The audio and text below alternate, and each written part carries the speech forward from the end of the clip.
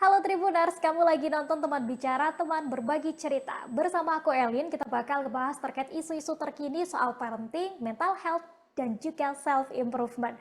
Buat kali ini, kita masih akan bahas terkait parenting. Telah bersama kita ada Dr. Faris Ihsan Arifianto, SPA, ML, SC. Beliau adalah dokter RSI Muhammadiyah 2 Kendal. Kita sapa langsung. Halo Dr. Faris. Ya, halo Tribunas. Ya, selamat siang. Ya, dokter kabarnya gimana dok hari ini? Alhamdulillah baik ya. Alhamdulillah sehat ya dokter ya. Ya, Dan Tribuners, buat kesempatan ini kita bakal ngobrolin terkait investasi 1000 hari pertama atau HPK ya. Tribuners mungkin udah sering dengar juga, ini buat mencegah stunting di era makanan instan. Karena belakangan ini makanan instan tuh jadi salah satu alternatif banyak orang tua memilih makanan instan. Nah, kita akan obrolin lebih mendalam sama Dokter Faris, apakah aman gak sih makanan instan tersebut? Dan sebelum itu saya tanya dulu nih, dokter, kita ini kan sering dengar istilah 1000 hari pertama kehidupan atau HPK itu sebagai golden age. Nah, kalau kita bicara investasi, kenapa sih 1000 hari pertama ini dianggap jauh lebih menguntungkan daripada asuransi pendidikan atau mungkin bahkan tabungan bank untuk masa depan si anak itu, dok? ya, 1000 hari pertama kehidupan itu kita sebut dengan golden age ya, atau critical age ya, critical period kita bilangnya. Di mana 1000 hari pertama kehidupan itu adalah periode yang dimulai dari sejak pertama kali terbentuknya janin dalam kandungan ya. Jadi sejak pertama kali terbentuknya janin dalam kandungan, selama kandungan 270 hari hingga anak berusia 2 tahun 730 hari. Jadi totalnya 1000 hari. Jadi dari pertama kali terbentuk janin sampai usia 2 tahun. Nah, di mana pada saat itu sebenarnya terjadi pertumbuhan dan perkembangan yang pesat dari organ tubuh kita. Nah, organ yang paling pesat perkembangannya itu adalah 80%-nya itu otak ya. Jadi kenapa? Karena di masa 1000 hari pertama kehidupan itu perkembangan otak ini menjadi sangat pesat sehingga kecerdasan dan kognitif itu dibentuk pada saat periode ini ya. Selain itu, selain kecerdasan dan kognitif 80% hampir dibentuk pada saat awal ini perkembangannya pesat ya. Selain itu juga pembentukan imun, metabolisme itu terjadi pada periode ini ya. Jadi itulah mengapa 1000 hari pertama kehidupan ini menjadi investasi yang penting karena berhubungan dengan kognitif, kecerdasan, IQ ya, metabolisme serta imun ya. Yang mana ini semua akan mempengaruhi produktivitas seseorang nanti di masa yang akan datang. Ya jelaslah berbeda sama tabungan pendidikan, asuransi pendidikan. Nah, itu kan hanya menjamin dana ya, menjamin dana yang mana kalau itu terjadi apabila dibutuhkan, apabila orang tua mengalami krisis finansial ya pastinya. Nah, tapi kalau pada 1000 HPK ini adalah investasi yang penting karena dia menjamin kecerdasan dan produktivitas seorang anak itu eh, suatu saat nanti di masa yang akan datang sehingga IQ atau kecerdasan serta metabolisme imunnya ini kuat ya. Nah, sehingga nanti dia tidak gampang sakit, produktivitasnya bagus, kemudian kecerdasannya bagus, membentuk generasi emas dan sehat di masa yang akan datang ya. Seperti Baik, itu. baik. Jadi dok, untuk kita sebagai orang tua nih, buat ketika apa namanya 1000 hari pertama kehidupan ini, baiknya kita maksimalkan untuk apa dok? Biar si anak ini bertumbuh dengan baik. Ya, tentunya yang paling penting untuk perkembangan di 1000 hari pertama itu adalah nutrisi. Tentunya nutrisi. Jadi, karena tadi 1000 hari pertama kehidupan itu adalah semenjak terbentuknya janin, berarti pada saat nutrisi selama kehamilan yang paling pertama. Jadi selama kehamilan itu sangat penting nutrisi ya. Nutrisi itu tidak hanya makronutrien alias karbohidrat, protein, lemak, tapi juga mikronutrien. Jadi vitamin dan mineral juga penting ya untuk membantu perkembangan organ-organ di dalam tubuh, terutama yang paling pesat perkembangannya adalah 80%-nya otak ya. Nah, yang paling penting adalah nutrisi tadi, di mana kalau sejak kehamilan, kemudian bahkan sebenarnya sebelum mempersiapkan kehamilan ya. Jadi sebelum mempersiapkan kehamilan itu nutrisinya juga sudah harus baik sehingga pada saat kehamilan dia sudah siap untuk membangun nutrisi yang baik untuk janinnya. Ketika nutrisinya baik selama kehamilan, vitaminnya cukup, zat besinya cukup, asam folatnya cukup, kemudian nutrisinya baik, protein, karbohidrat, dan lemak untuk ibu yang hamil itu baik ya, maka tidak cuma sampai di situ saja, dan setelah lahir pun anak harus kita berikan nutrisi yang optimal, yang mulai dari 0 sampai 6 bulan kita berikan ASI eksklusif, kemudian MPASI dengan memenuhi karbohidrat, protein, dan lemak tetap, vitamin dan mikronutriennya juga, vitamin dan mineralnya juga tetap harus terpenuhi ya. Nah, itu yang menjadi bekal di mana nutrisi ini sangat mempengaruhi proses perkembangan organ-organ di dalam tubuh dia, terutama 80%-nya adalah otak, di mana otak nanti ini akan mempengaruhi kecerdasan, memori, IQ ya. Selain itu tadi yang saya bilang metabolisme dan imun, sehingga dia imunitasnya, metabolisme itu kuat ya, sehingga dia tidak mudah sakit, produktivitasnya bagus dan lain sebagainya. Itu Baik. ya, yang paling penting nutrisi ya. Nutrisi ini yang paling penting Tribuners, harus digarisbawahi dari sejak awal kehamilan sampai 2 tahun setelah kehamilan ya Dok ya. Ya, Baik. betul. Kemudian nih Dok, banyak orang tua ini yang masih berpikir, yang penting anaknya aktif aja dan gak gampang sakit, pendek dikit gak apa-apa. Tapi sebenarnya kalau ngomong masalah stunting, itu tuh cuma tinggi badan aja kah? Atau sebenarnya ada bahaya tersembunyi di balik itu Dok? Ya, jadi kalau kita bicara stunting ya kita harus tahu dulu kalau sebenarnya stunting itu bahayanya tidak cuma bicara soal tinggi badan saja ya.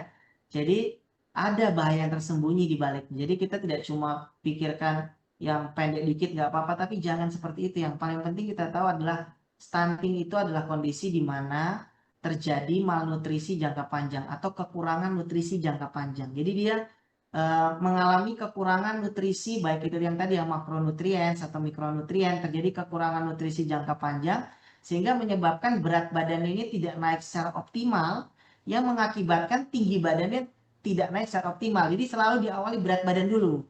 Berat badan dulu tidak naik, kemudian akan berakibat ke tinggi badan. Ya, tinggi badan ini disebut kita stunting ya. Nah, stunting ini apabila kita biarkan kekurangan nutrisi jangka panjang ini, nanti akan menyebabkan yang kita sebut berbahayanya adalah gagal tumbuh, gagal kembang, dan gangguan metabolisme. Yang mana hal-hal tersebut dapat mengakibatkan satu, menurunnya fungsi kognitif, menurunnya kecerdasan ya. Nah, jadi kalau gagal tumbuh, gagal kembang itu otaknya juga nggak bisa berkembang ya. Akhirnya sel-sel memori di dalam otaknya tidak bisa berkembang ya. Nah, akhirnya terjadi penurunan kognitif, lambat dalam menyerap pengetahuan, memorinya susah ya. Itu yang terjadi pada bangsa kita ya. Ya, kemudian selain itu juga yang saya bilang menurunkan imun dan metabolisme. Jadi imunnya dan metabolismenya jadi turun, rendah, sehingga anaknya itu jadi mudah sakit. Ya, itu bahayanya seperti itu. Jadi tidak cuma pendek saja, tapi kita melihat jangka panjangnya nanti ini anak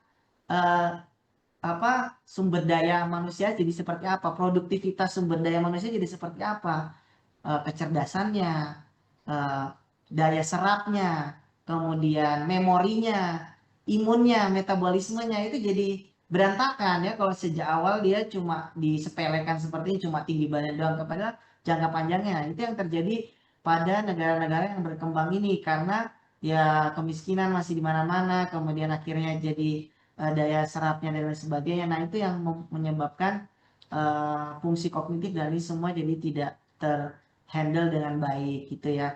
Nah, itu yang harus kita waspadai pada penyebab bahayanya stunting ini ya. Oke, baik Dok. Nah, kita sebagai orang tua nih Dok, biar kita tahu bahwa ada indikasi anak ini stunting, apakah kita bisa lihat, oh ini anak ini udah ada gejala stunting nih. Ciri-cirinya seperti apa Dok? Dan apa yang harus kita lakukan? Apakah kita harus segera ke dokter spesialis anak atau mungkin ke dokter terdekat atau mungkin oke deh coba perbaiki dulu nutrisinya atau seperti apa Dok? Kita harus bersikap. Ya, jadi anak yang stunting itu jelas kelihatannya adalah yang pertama, berat badan dan tinggi badannya tidak sesuai dengan anak seusianya. Ya, jadi misalnya kita punya anak ya, jadi kita awareness sebagai seorang orang tua ya, kita bicara awareness sebagai seorang orang tua. Jadi kalau kita melihat ada temannya yang usia segini, tapi beratnya segini ya, kita pastikan, kita cocokkan dengan kurva pertumbuhan. Jadi itulah mengapa orang tua wajib membawa anaknya ke posyandu supaya bisa diskusi bersama kader posyandunya sebagai screening awal untuk tahu anaknya ini sebenarnya pertumbuhannya itu sudah sesuai dengan usianya apa belum gitu.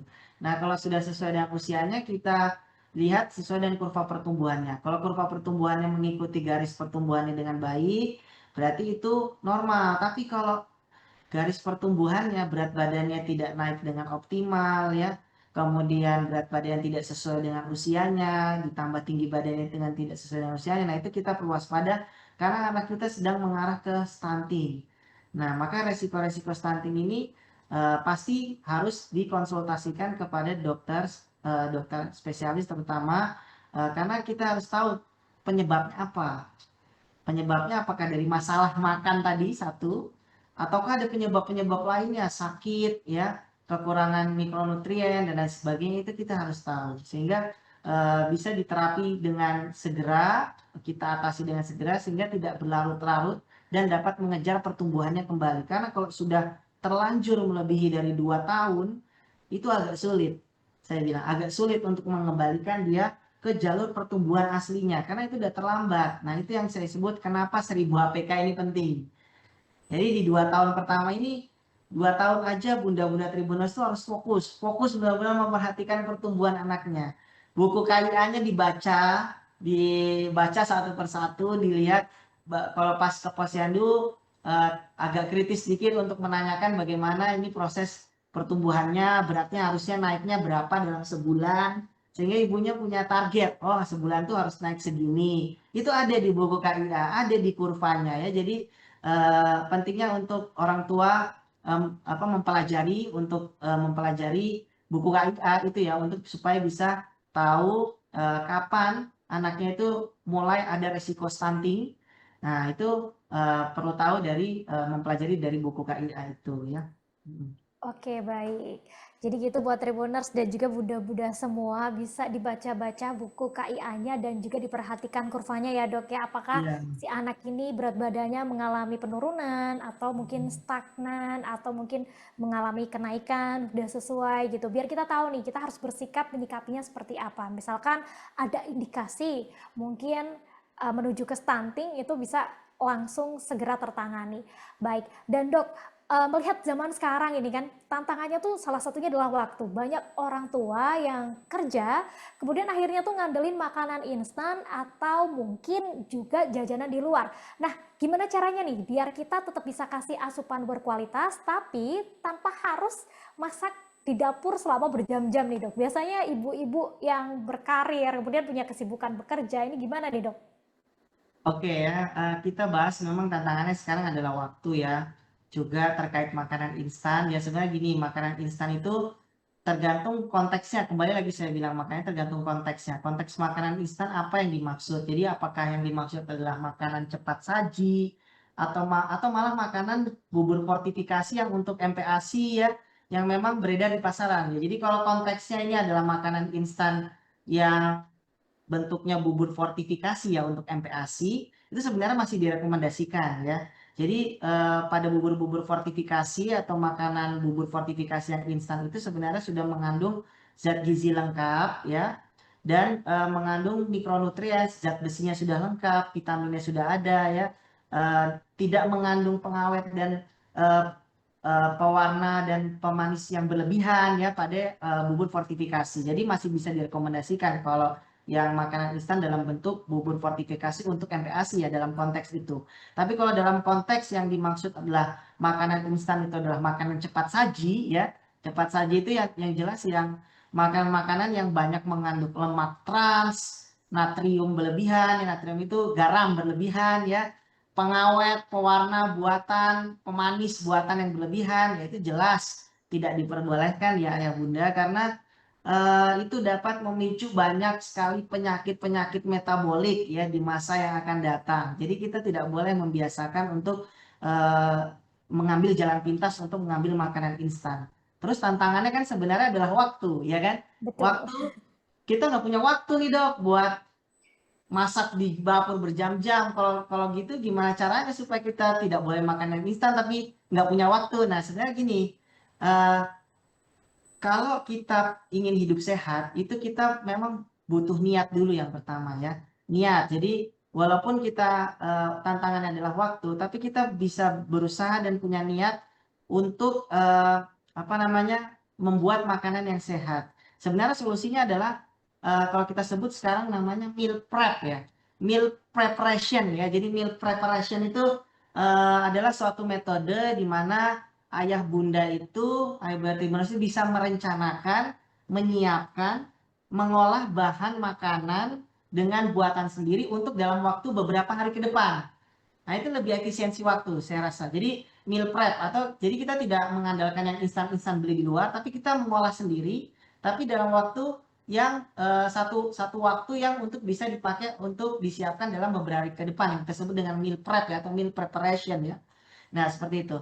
Jadi misalnya, ibu punya waktu pasti kan, waktu memang tantangan, tapi pasti ada hari libur toh. Nggak mungkin nggak ada hari libur. Kalau kalau kerja itu kan nggak mungkin kerja lebih dari 160 jam per minggu, ini namanya robot ya. Nah, jadi pasti ada hari libur ya. Nah, hari libur itulah kita manfaatkan. Jadi jangan apa, kalau kita pengen sehat berarti niatnya dulu untuk supaya bisa makanan yang kita atur ini buat seminggu itu sehat. Nah, itu caranya di preparation, disiapkan. Jadi disiapkan di waktu ayah bunda libur, di hari Minggu ya misalnya, dibuatlah makanan, pakai makanan bahan-bahan alami, disiapkan dalam waktu 1 minggu. Jadi nanti kalau misalnya untuk menyiapkan, ini nanti tinggal kukus, tinggal, goreng ya, tinggal, bakar, tinggal apa yang sederhana, tinggal panggang atau apa yang membutuhkan waktu yang lebih efisien ya dibandingkan, kita memesan makanan-makanan yang instan. Saya rasa itu yang paling metode yang paling, bagus ya buat untuk, ayah bunda yang memiliki waktu yang sangat sedikit ya. Nah, itu adalah salah satu metode meal prep kita bilangnya ya, untuk, mengefisiensikan waktu, tenaga ya, supaya kita tetap bisa menjaga kualitas nutrisi dari keluarga kita. Seperti Oke, itu, ya. baik. Terima kasih penjelasannya, Dok. Jadi gitu Tribuners bisa coba meal prep gitu. Jadi makanannya disiapkan dulu biar efisien secara waktu untuk menyiapkan makan buat si kecil, biar makanannya tetap terjaga nutrisinya. Kemudian nih, Dok, ada tren nih belakangan ini kalau MPASI itu harus banyak sayur dan buah. Tapi ada juga yang bilang kalau buat nyegah stunting itu justru sebenarnya pakainya tuh protein hewani seperti telur, mungkin ayam, ikan, daging, yang sebenarnya itu tuh kunci utamanya. Boleh dilurusin nggak, Dok? Yang benar yang mana ini? Karena berseliweran di media sosial, ada yang bilang harus sayur buah, ada yang bilang harus protein hewani. Yang benar yang mana nih, Dok? Mohon diluruskan. Ya, jadi, yang lebih prioritas pada MPASI itu jelas ya adalah protein hewani. Jadi kenapa? Karena saya jelasin ya, dalam beberapa penelitian ditemukan bahwa pada anak yang stunting itu ya, jadi beberapa penelitian ada penelitian nih, meneliti tentang anak stunting. Diceklah darahnya, ternyata anak-anak stunting itu memiliki kadar asam amino esensial atau kita sebut dengan protein esensial di dalam tubuhnya itu sangat rendah. Sehingga di mana asam amino esensial ini sangat dibutuhkan untuk metabolisme, kemudian perkembangan sel memori, perkembangan sel otak, kemudian perkembangan organ-organ. Nah, ini sangat dibentukkan sebagai bahan dasar utama atau kita sebut apalah bensinnya, bahan bakar utamanya lah untuk membentuk organ-organ ini, terutama otak ya. Nah, yang mana asam amino esensial ini itu memang cuma bisa didapat pada protein hewani ya, seperti ayam, ikan, telur, seafood, daging, yaitu asam amino esensial paling banyak terdapat pada itu. Nah, untuk buah dan sayur ya, buah dan sayur itu adalah serat. Dia tidak sama sekali mengandung asam amino, tidak mengandung karbohidrat sama sekali, tidak mengandung kalori sama sekali. Jadi tidak ada bahan bakar di dalam buah dan sayur itu untuk membentuk organ-organ dia, untuk pertumbuhan organ-organ dia. Nah, adapun buah dan sayur itu adalah serat ya. Jadi dia tetap dibutuhkan tapi tidak dalam jumlah yang banyak ya dibandingkan dengan protein hewani. Justru protein hewani atau karbohidrat, protein lemak itu hampir 80-90% dari total makan. Jadi serat itu hanya sekitar 10-20% aja ya, yang untuk sebagai tambahan untuk membantu penyerapan di usus. Nah, itu fungsi dari sayur dan buah, dan juga untuk melengkapi mikronutrien ya, vitamin-vitamin kan dapatnya dari buah dan sayur. Nah, jadi untuk melengkapi mikronutrien. Tapi yang paling penting adalah tetap eh, protein hewani tadi ya. Oke, Itu.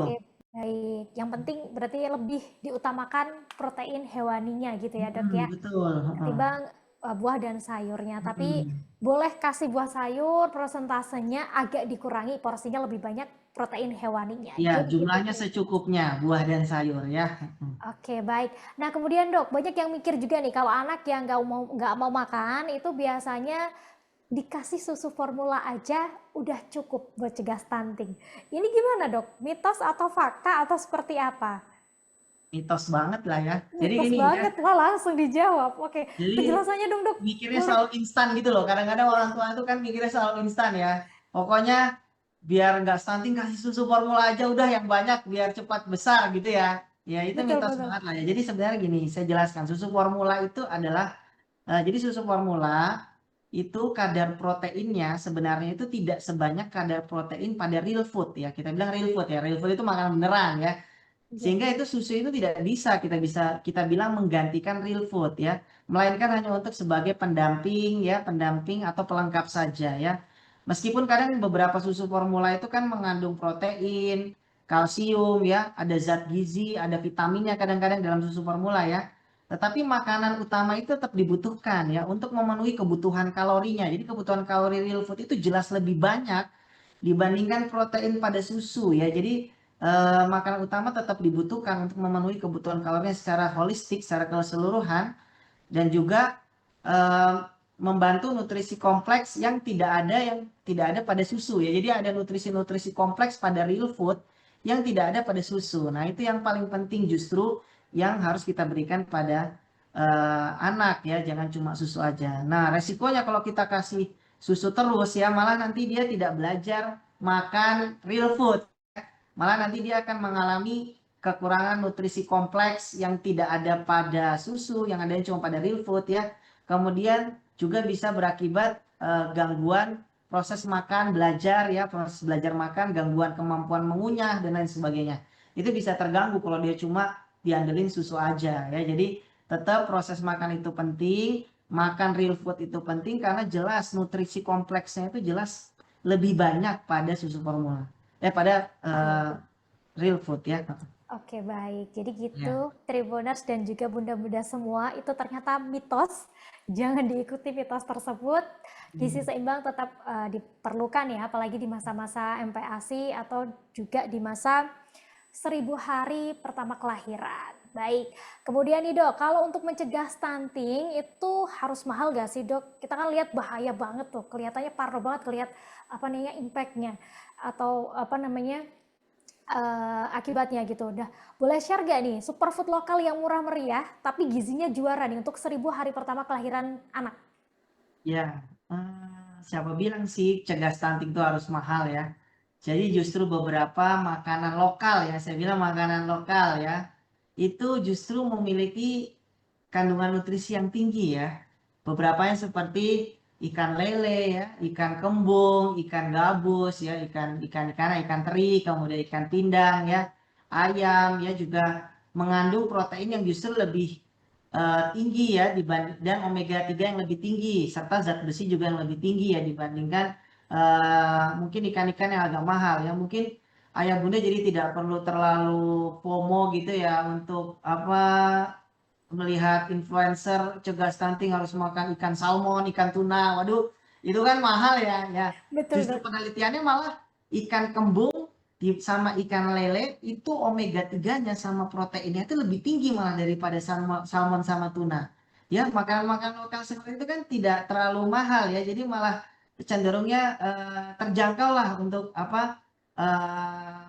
golongan menengah ke bawah atau golongan ke bawah malah ya. Nah, apalagi perlu ayah bunda ketahui ada suatu penelitian ya.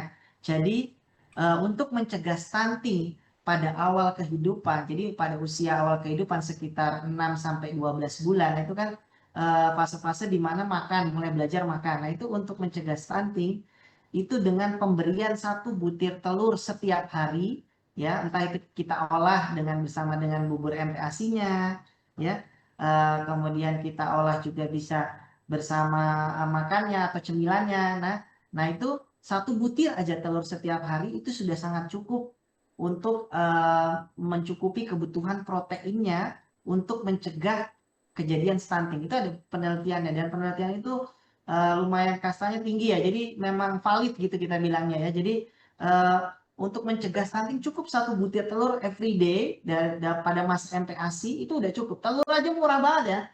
Telur 1 butir ya, 1 hari lagi 1 butir ya. Jadi Iya, udah benar-benar. murah banget. Jadi ya sebenarnya tidak terlalu muluk-muluk, telur itu sudah sangat tinggi proteinnya, kemudian ikan-ikan lokal ya, itu juga sangat tinggi proteinnya. Jadi bunda-bunda tidak perlu terlalu FOMO dengerin sana sini harus makan yang mahal-mahal ya. Tapi yang penting, eee, proses belajar makan, ketertarikan makan, kemudian, apa namanya, kecukupan protein, karbo, lemaknya juga harus memang, dicukupkan buat anak ya, meskipun sedikit tapi yang sedikit itu kaya akan nutrisi ya sebenarnya seperti itu. Oke, jadi jika stunting itu nggak harus mahal, bisa Mhm, tadi didapat dengan 1 butir telur ya setiap mhm, harinya itu sudah mencakup semua nutrisi. Dan Dok, di media sosial dan juga media sosial lagi nih ngomong-ngomong, karena banyak sekali orang sekarang tuh acuannya medsos Dok, biar lurus ini ya. mhm, Apa, banyak yang bilang ketika tumbuh kembang anak, terutama masih di masa 1000 hari pertama kelahiran, itu kan butuh zat besi, butuh protein, dan butuh apa, nutrisi-nutrisi lain untuk tumbuh kembang anak, itu harus ditambah dengan vitamin-vitamin atau suplemen dari luar, dari bukan makanan ya, vitamin-vitamin. Itu sebenarnya memang diperlukankah atau kita sebagai orang tua bisa menggantinya dengan real food tadi, Dok?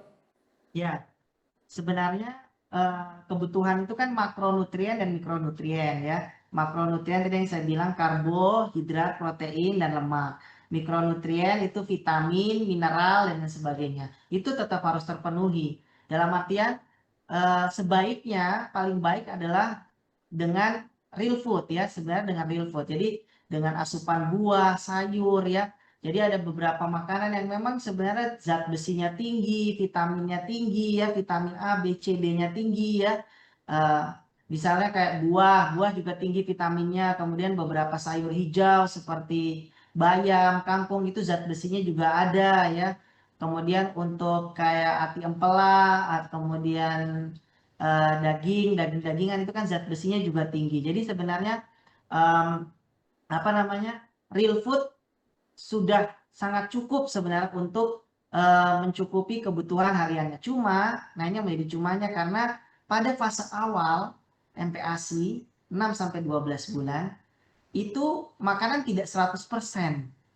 Yang saya bilang tadi, awal 6 sampai 8 bulan 75%-nya masih ASI, 25%-nya makan. Jadi asupan makan sebenarnya tidak banyak, karena masih proses belajar.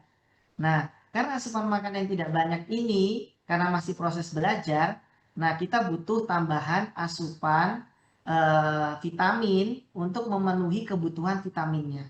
Nah, misalnya pada usia 6 sampai 8 bulan itu adalah masa-masa di mana anak itu paling kekurangan zat besi. Kenapa? Karena zat besi itu paling paling sangat dibutuhkan di usia 6 sampai 8 bulan.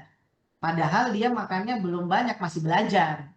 Namanya juga masih belajar. Jadi dia tetap butuh tambahan asupan vitamin ya dari apa namanya? Luar tambahan ya berupa vitamin zat besi ya, kemudian vitamin A, B, C, D, dan zinc juga sangat perlu ya untuk membantu kelengkapan mikronutriennya tadi. Nah, kalau dia nanti sudah usia 1 tahun, dia sudah makannya sudah baik, kemudian apa namanya, makannya sudah baik, kemudian sudah teratur, sudah bisa makan dengan baik, saya rasa vitamin itu tidak terlalu banyak membantu. Jadi, cukup sebenarnya dengan makanan, karena dia makannya sudah baik. Nah, justru masa-masa krusial itu ada di 6 sampai 12 bulan tadi. Karena di 6 sampai 12 bulan tadi, dia itu masih belajar istilahnya ya. Jadi makanannya itu belum 100% lah kita bilang dia makan toh, karena masih ada ASI-nya, dia masih minum ASI. Nah, sementara ASI itu kan tidak ada mikronutrien, dan mikronutrien itu sedikit ya. Nah, itu yang menyebabkan dia defisiensi mikronutrien atau kekurangan mikronutrien. Mikronutrien seperti zat besi, vitamin A, B, C, D, dan zinc. Nah, itu kekurangan itu. Nah, itu yang kita perlu tambah pada usia-usia krusial di 6 sampai 12 bulan. Nah, seperti itu ya. Mungkin bisa nangkep ya, kurang lebih. Oke, Ya. baik dok, baik. Oke, dokter, terakhir nih dok, sering kali kan orang tua jadi stres dan juga burn out, itu karena terobsesi sama angka di timbangan anak. Duh, gimana ini? Misalkan stuck atau mungkin turun-turun gitu kan. Nah, gimana caranya sih untuk menenangkan orang tua atau saya mungkin sebagai orang tua sendiri agar tetap waras tapi tetap disiplin nih untuk menjaga nutrisi anak, dok? Boleh kasih tipsnya dong? Oke, sebenarnya kita tidak berpatokan pada angka yang di timbangan ya, Pak. Paling nggak kita sebenarnya harus tahu dulu, berapa sih target kenaikan anak setiap bulannya, di usia segini berapa sih harusnya target kenaikannya, ya. Apalagi, ayah bunda tidak perlu sampai harus membanding-bandingkan ya, karena itu sampai membanding-bandingkan angka timbangan anak ya, timbangan anak satu dengan timbangan anak lain. Yang paling penting adalah Bunda tahu kurvanya, Bunda tahu, kenaikan pertumbuhannya, nah itu yang paling penting, bukan sekedar angkanya dibandingkan dengan yang lain, itu kadang yang buat stres itu, kadang sok membandingkan dengan yang lain jadi akhirnya jadi stres ya. Padahal yang sebenarnya adalah kita perlu tahu target kenaikan, kita perlu tahu kurva pertumbuhannya, nah itu sebenarnya itu yang harus diketahui oleh orang tua dengan cara belajar dari buku KIA itu tadi. Jadi, tidak usah terlalu, stres dengan angka berapanya, tapi yang paling penting kita lihat, sudah cukup belum ini naiknya? Sudah sesuai belum dengan kurva pertumbuhannya? Kalau belum cukup, nah ini ada yang masalah. Jangan dibiarkan berlama-lama, segera cari tahu masalahnya, konsultasilah pada dokter yang dokter spesialis anak yang bisa membantu ya untuk mengatasi itu. Jadi jangan keburu stres dulu ya. Jadi dihadapi dengan tenang, kira-kira apa masalahnya dicari. Jadi jangan dibiarkan berlarut-larut cuma karena jadi kan masalah itu tidak cuma dipikir doang, harus dicari solusinya ya. Biar kalau dipikir doang kan stres sendiri mikirnya ya. Nah, tapi Betul harus dok. dicari solusinya. Kira-kira apa masalahnya itu apa? Kita cari problem solvingnya apa ya. Seperti itu. Nah, yang paling penting ibu harus tahu itu, kurva kenaikannya berapa, pertumbuhannya seperti apa itu perlu. Jadi kenapa saya bilang pada ibu-ibu pasien saya kadang-kadang, coba Bu, kalau punya waktu luang, pas anaknya mungkin tidur, baca-bacalah itu buku KIA ya. Baca-baca, terus benar-benar dipelajari, dilihat itu, ditatap itu kurvanya itu. Ini gimana sih kurva ini sebenarnya? Belajar, gitu. Belajar. Karena itu bukan cuma ilmu dokter, tapi itu buku buat ibu gitu loh, buat buat ibu pelajari, buat ibu hatamin, buat ibu tamatin gitu loh. Biar kalau punya anak itu sudah hatam, oh kayak gini tuh caranya, gini tuh caranya, kayak gitu ya. Itu yang paling penting buat ibu-ibu. Jadi tidak stres dulu, yang penting paham dulu pengetahuannya. Kemudian dengan seperti itu kita punya target, kita punya goals, kita jadi tahu, kita jadi punya patokan gitu loh, sehingga kita bisa menjaga kedisiplinan kita untuk memberikan nutrisi kepada anak ya. Kira-kira apa yang kurang, kira-kira apa yang lebih, kita evaluasi dari pemberian makan kita. Kalau sudah kita evaluasi sendiri tapi masih belum membaik, misalnya kok tidak sesuai target ya naiknya, nah ini ada sesuatu masalah. Jangan ragu untuk konsultasi kepada dokter spesialis anak untuk bisa membahas bersama. Kira-kira penyebabnya kenapa? Nah, itu kan kita harus periksa dan kita harus cari tahu lebih lanjut. Seperti itu ya. Jangan stres Oke. dulu. Yang penting Iya. dihadapin dulu, jangan dipikirin dulu, Oke, dihadapin. baik. Cari Jadi solusinya Tribuners ya. nggak boleh stres nih, dengerin kata Dokter Faris. Dokter, ada pesan apa yang disampaikan ke Tribuners nggak nih untuk menutup podcast edisi kali ini? Boleh disampaikan, Dok? Oke, yang paling penting untuk pemberian makan bunda dan ayah semua Tribuners itu harus percaya diri dulu ya. Jadi paling penting harus percaya diri dulu. Jadi percaya diri, pasti ibu dan ayah semua, bunda dan ayah Tribuners semua pasti bisa untuk memberikan makan pada anak ya. Jadi jangan terpengaruh pada suara-suara di luar sana ya, apapun itu ya, mau influencer, mau dari media sosial, mau apa. jangan langsung terpengaruh dengan cepat ya. Prinsipnya Bunda, ayah Bunda pegang dulu, bagaimana sih pemberian makan yang ada pada buku KIA, karbohidratnya, proteinnya, lemaknya, mikronutriennya itu Bunda pelajari. Itu yang justru itu yang lebih penting ya untuk Bunda dalami. Tidak mendengarkan separuh-separuh informasi dari orang di luar sana. Bahkan informasi pun yang dari orang orang tua, mertua itu karena mungkin berbeda ya, zaman dulu sama zaman sekarang yang mungkin berbeda. Jadi, kita harus menyesuaikan zaman juga dan kita juga harus tahu prinsip pegangannya apa. Jadi prinsip pegangannya kita harus memberikan makan dengan komposisi yang lengkap, ada karbohidrat, protein, dan lemak. Kemudian kita juga memberikan mikronutrien, vitamin, dan mineral. Kita tahu berat badannya targetnya naik berapa, kita tahu membaca kurva pertumbuhannya. Itu yang paling penting untuk, apa namanya, memberikan makan pada anak. Jangan ragu untuk konsultasi kepada dokter spesialis anak jika mengalami masalah pada pemberian makan dan juga, pada, pertumbuhan anak. Karena jangan kalau dibiarkan berlarut-larut, nanti bisa menyebabkan banyak hal yang lebih serius lagi ya, seperti itu. Oke, jadi Nah, gitu Tribuners, jangan ragu ke dokter spesialis anak. Mungkin ketika Tribuners mengalami kendala-kendala anak yang mogok makan, itu biar bisa dicek sama ahlinya gitu ya dok ya. Dan penting sekali ketika memberi makan untuk anak, ini nutrisinya ya dok ya. Oke baik, Dokter Faris terima kasih atas waktunya kembali membersamai kita di podcast kali ini. Sehat selalu untuk Dokter Faris dan juga sukses selalu buat dokter.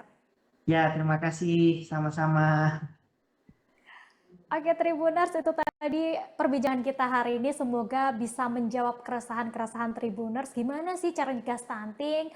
Kemudian makanan instan itu baik apa enggak? Ternyata tadi makanan instan itu dilihat dulu nih, instannya seperti apa, komposisinya seperti apa. Dan semoga sekali lagi podcast kali ini bermanfaat. Saya Elin pamit undur diri. Sampai jumpa di edisi Teman Bicara berikutnya.